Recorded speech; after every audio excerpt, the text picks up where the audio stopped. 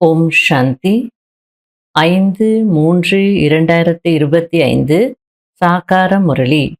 இன்று சிவ பகவான் கூறுகிறார், இனிமையான குழந்தைகளே, குஷி போன்ற டானிக் வேறெதுவும் இல்லை.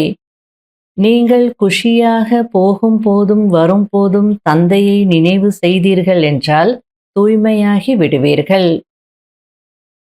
கேள்வி: எந்த ஒரு கர்மமும் விகர்மம் ஆகிவிடக் கூடாது, அதற்கான யுக்தி என்ன? பதில்: விகர்மத்திலிருந்து தப்பித்துக் கொள்வதற்கான சாதனம் ஸ்ரீமத்.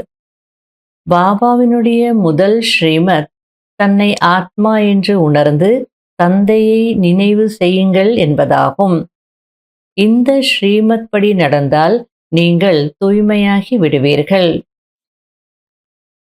ஓம் சாந்தி.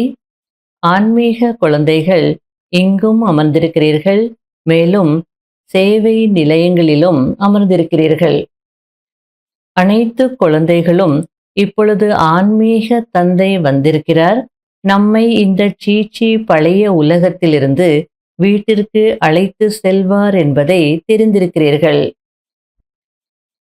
பாபா வந்திருப்பதை தூய்மையாக்குவதற்காக, மேலும் நான் இந்த சாதாரண சரீரத்தில் வந்து குழந்தைகளுக்கு தூய்மையாகுவதற்கான வழியை சொல்கிறேன் என்று ஆத்மாக்களுடன் பேசுகிறார். இந்த ராவண ராஜ்யத்தில் நீங்கள் எவ்வளவு துக்கமானவர்களாக ஆகியிருக்கிறீர்கள். ராவண ராஜ்யத்தில் சோகவனத்தில் இருக்கிறீர்கள். கலியுகத்திற்கு துக்கதாமம் என்றுதான் சொல்லப்படுகிறது. சுகதாமம் என்பது கிருஷ்ணபுரி அல்லது சொர்க்கம். இப்பொழுது அது இல்லை. இப்பொழுது நமக்கு படிப்பு கற்றுத் தருவதற்காக பாபா வந்திருக்கிறார் என்பதை குழந்தைகள் நன்றாக புரிந்திருக்கிறீர்கள். நீங்கள் வீட்டில் கூட பாடசாலை உருவாக்க முடியும் என்று பாபா கூறுகிறார். தூய்மையாகி மற்றவர்களையும் தூய்மையாக்க வேண்டும். நீங்கள் தூய்மையானீர்கள் என்றால் பிறகு உலகமும் தூய்மையாகிவிடும். தன்னை ஆத்மா என்று புரிந்து கொண்டு என்னை நினைவு செய்யுங்கள் என்றுதான் பாபா கூறுகிறார். தந்தை வந்திருக்கிறார், என்னை நினைவு செய்தீர்கள் என்றால் நீங்கள் தூய்மையாகி விடுவீர்கள் என்று தந்தை புரிய வைக்கிறார் என்று மற்றவர்களுக்கு புரிய வையுங்கள். எந்த அசுர கர்மமும் செய்யாதீர்கள். மாயா உங்கள் மூலம் எந்த சீச்சி கர்மம் செய்விக்கிறதோ அது அவசியம் பாவ கர்மம் ஆகிவிடும். மாயா உங்களை ஒவ்வொரு விஷயத்திலும் பாவ கர்மத்தை தான் செய்ய வைக்கிறது. ஸ்ரீமத் படி நீங்கள் அரைக்கல்பம் சுகத்தை அனுபவிக்கிறீர்கள். பிறகு அரைக்கல்பம் ராவணனுடைய வழிப்படி நடந்து துக்கத்தை அனுபவிக்கிறீர்கள். இந்த விஷயங்களை புரிந்து கொள்ளாமல் நீங்கள் கல்புத்தி உடையவர்களாக இருந்தீர்கள். கல்புத்தி மற்றும் தங்க புத்தி என்று சொல்லப்படுகிறது அல்லவா? ஹே ஈஸ்வரா, இவருக்கு நல்ல புத்தி கொடுங்கள், இவர்கள் சண்டையை நிறுத்தட்டும் என்று பக்தி மார்க்கத்தில் சொல்கிறார்கள் அல்லவா? பாபா இப்பொழுது நல்ல புத்தி கொடுத்து கொண்டிருக்கிறார் என்பது உங்களுக்கு தெரியும். இனிமையான குழந்தைகளே, ஆத்மா தூய்மையற்றதாகிவிட்டிருக்கிறது. இப்பொழுது நினைவு யாத்திரையின் மூலம் தூய்மையாக வேண்டும் என்று தந்தை கூறுகிறார். நீங்கள் தாராளமாக சுற்றி பார்க்க செல்லுங்கள். பாபாவினுடைய நினைவில் எவ்வளவு தூரம் நடந்தாலும் உங்களுக்கு ஷரீர உணர்வு மறந்துவிடும். குஷி போன்ற டானிக் இல்லை என்று பாடப்பட்டிருக்கிறது. அதாவது நீங்க என்ன செய்தாலும் குஷி குஷியாக பாபா நினைவுல செய்தீங்கன்னா உங்களுக்கு எந்த கஷ்டமும் இருக்காது, களைப்பாக மாட்டீங்க. அதனால குஷி போன்ற டானிக் வேற எதுவுமே இல்லைன்னு சொல்லியிருக்காங்க. ஆகல குஷி குஷியா செய்யுங்க அப்படின்றார். மனிதர்கள் செல்வத்தை சம்பாதிக்க எவ்வளவு தூரத்திற்கு குஷி குஷியாக செல்கிறார்கள். அதாவது ஃபாரினுக்கெல்லாம் போய் பணம் சம்பாதிக்கிறாங்க. பணம் சம்பாதிக்கணும்னு குஷி குஷியாக போறாங்க இல்லையா அப்படின்றார். இங்கு நீங்கள் எவ்வளவு செல்வந்தர்களாக, பணக்காரர்களாக ஆகிறீர்கள். அதனால குஷியாக செய்யுங்க அப்படின்றார். அடுத்தது பக்தி செய்றாங்க. ஆனால் பகவான் எப்படி பக்தியினுடைய பலன் கொடுப்பார் அப்படின்றது யாருக்குமே தெரியாதுன்னு பாபா சொல்லிட்டு இருக்கிறார். பகவான் எப்படி நமக்கு பக்தியின் பலன் கொடுப்பார் என்பது யாருக்கும் தெரியாது. இப்பொழுது பக்தியின் பலன் கிடைத்துக் கொண்டிருக்கிறது என்பதை நீங்கள் புரிந்து கொண்டிருக்கிறீர்கள்.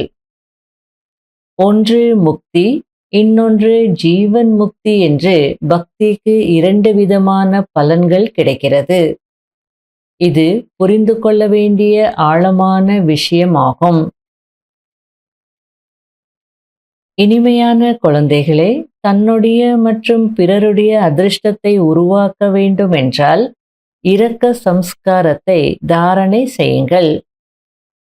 பாபா இரக்க மனமுடையவராக இருக்கிறார். எனவே நமக்கு டீச்சர் ஆகி படிப்பு கற்று தருகிறார். சில குழந்தைகள் நல்ல முறையில் கற்று பிறகு கற்பிக்கிறார்கள். இதில் இரக்க மனமுடையவராக ஆக வேண்டி இருக்கிறது. உலகாய படிப்பில் அநேக விதமான ஆசிரியர்கள் இருக்கிறார்கள். இங்கு இவர் ஒரே ஒரு ஆசிரியர்தான். படிப்பு கூட ஒன்றுதான். அதாவது மனிதனிலிருந்து தேவதையாகக்கூடிய படிப்பு. இதில் முக்கியமானது தூய்மையின் விஷயமாகும். இன்று உலகம் என்னவாக இருக்கிறது, நாளை என்னவாக போகிறது என்ற அனைத்தையும் குழந்தைகள்தான் தெரிந்திருக்கிறீர்கள். இந்த ஞானத்தை வேறு யாரும் தர முடியாது. பிரம்ம தத்துவம்தான் பரமாத்மா என்று அவர்கள் சொல்கிறார்கள். ஆனால் அவர் புள்ளியாக இருக்கிறார் என்று நீங்கள் சொல்கிறீர்கள். பிரம்ம தத்துவம் எங்கு ஆத்மாக்கள் வசிக்கிறதோ அதை அவர்கள் பரமாத்மா என்று சொல்லிவிட்டார்கள். இரவு பகலுக்கான வித்தியாசம் இருக்கிறதல்லவா? யார் தூய்மையற்றவராகி தன்னுடைய புத்தியை அழுக்காக்கி விடுகிறார்களோ அவர்களுடைய அதிர்ஷ்டம் செல்லாததாகி விடுகிறது. நீ மாயாவிடம் தோல்வியடைந்து விட்டாய், எனவே உன்னுடைய அதிர்ஷ்டத்தில் குறை ஏற்பட்டு விட்டது என்று பாபா கூறுகிறார். மாயாஜீத் ஜெகஜீத் ஆக வேண்டும். அதாவது மாயாவை வென்றவராக, உலகத்தை வென்றவராக ஆக வேண்டும். உலகத்தை வென்றவர் என்று மகாராஜா மகாராணியை தான் சொல்லப்படுகிறது. பிரஜைகளை சொல்ல முடியுமா என்ன? இப்பொழுது தெய்வீக சொர்க்கத்தின் ஸ்தாபனை ஆகிக் கொண்டிருக்கிறது. தனக்காக என்று என்ன செய்கிறீர்களோ அதை அடைவீர்கள். குதா தோஸ்த், அதாவது இறை நண்பன் என்ற கதை இருக்கிறதல்லவா? தந்தை குழந்தைகளுக்கு அன்பு கொடுக்கிறார், காட்சி காண்பிக்கிறார். பக்தி செய்யாமலேயே காட்சி கிடைக்கிறது. ஏனென்றால் நண்பன் ஆகிவிட்டார் அல்லவா? எவ்வளவு காட்சிகள் கிடைத்தது! பிறகு ஜாது மந்திரம் என்று நினைத்து தொல்லை கொடுக்க ஆரம்பித்தார்கள். எனவே அதனை பாபா நிறுத்திவிட்டார். அதாவது சங்கம யுகத்துல இறைவன் நண்பனாக இருக்கிறார். குதா தோஸ்த், இறை நண்பன் அப்படின்னு சொல்றாங்க இல்லையா?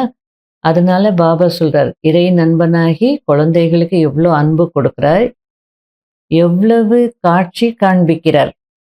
ஆனா அதுவே பக்தியில காட்சி பார்க்கணும்னா எவ்வளவு தீவிரமாக பக்தி செய்யணும். நவ்தா பக்தி அல்லது தீவிர பக்தி செய்யும் போதுதான் காட்சிகள் கிடைக்கும். ஆனா இங்கே ஈஸியா கிடைச்சிடுது அப்படின்றார். ஏன் ஈஸியா கிடைக்குது? பரமாத்மா நண்பனாகி விட்டார் இல்லையா அப்படின்றார். ஆரம்பத்துல நிறைய காட்சிகள் கிடைத்தது. அப்புறம் எல்லாம் சொல்ல ஆரம்பிச்சுட்டாங்க, எங்க போனாலும் மேஜிக் நடக்குது, மாயா ஜாலம், எல்லாரையும் மாத்திடுறார், ஜாது மந்திரம் போட்டுடுறார் அப்படிலாம் சொல்ல ஆரம்பிச்சுட்டாங்க. அதனால பாபா அந்த விஷயங்களெல்லாம் நிறுத்திட்டார். அப்போ நமக்கெல்லாம் காட்சிகள் பார்க்குற பார்ட்டே இல்லையா அப்படின்னு நினைச்சிடாதீங்க. பிறகு கடைசியில் நீங்கள் காட்சிகளை பார்ப்பீர்கள். ஆரம்ப காலத்தில் எவ்வளவு மஜாவாக இருந்தது. காட்சிகள் பார்த்துட்டே மாசக்கணக்குல இருந்தாங்க, ஆனந்தத்துல இருந்தாங்க. அதனை பார்த்தும் கூட நிறைய பேர் சென்று விட்டார்கள். ஞான யோகத்துல பக்கா இருந்தால்தான் இருப்பாங்க. மற்றபடி எத்தனை பேர் டிரான்ஸ்ல போயிட்டு இருந்தாங்க, எத்தனை பேருக்கு காட்சிகள் கிடைச்சது, அவங்கெல்லாம் இன்னைக்கு ஞானத்திலேயே இல்லை அப்படின்றார். அதுக்கு ஒரு உதாரணத்தை கொடுத்து புரிய வைக்கிறார். சூளையில் சில கற்கள் பக்குவமாகி விடுகிறது, சிலது வேகாமலேயே இருந்து விடுகிறது, சிலது உடைந்து விடுகிறது. எத்தனை பேர் சென்று விட்டார்கள்?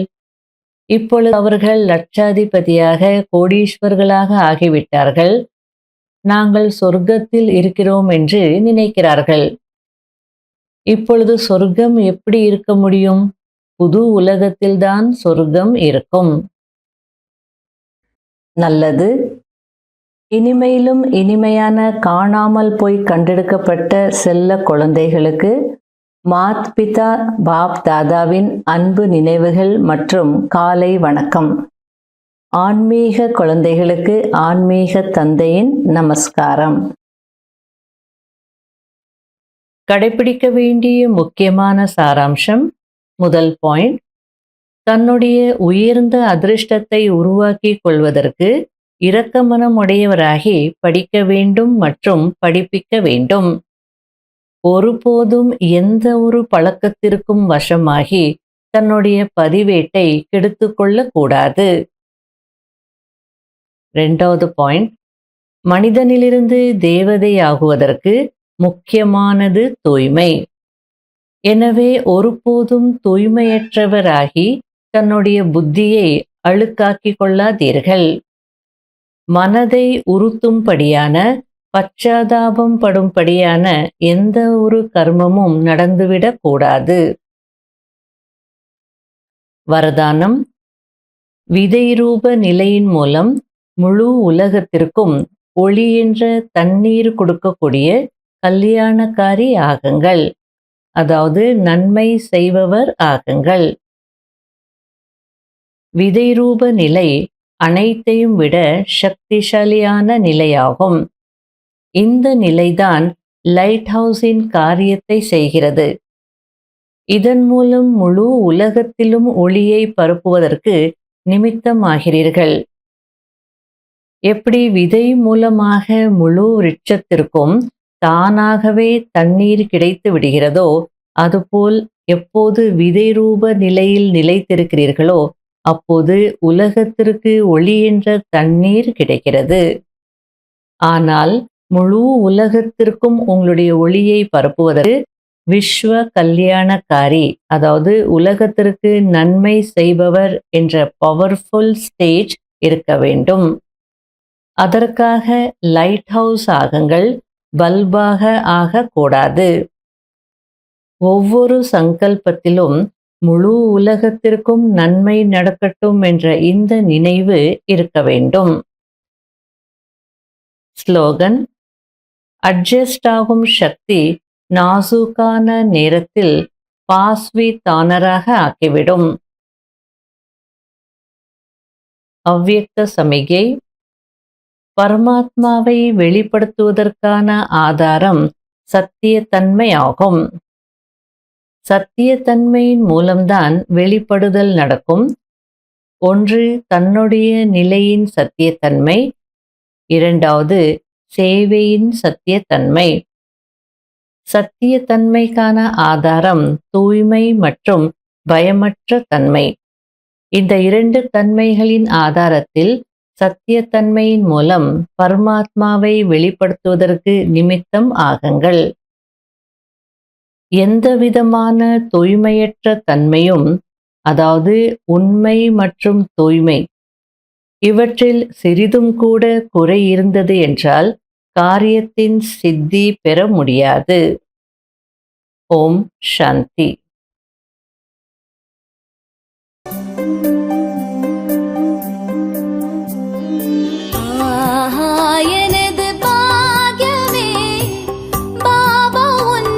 கிடைத்ததே ஆஹா எனது பாக்யமே, பாபா உன் அன்பு கிடைத்ததே. கடலே கடலே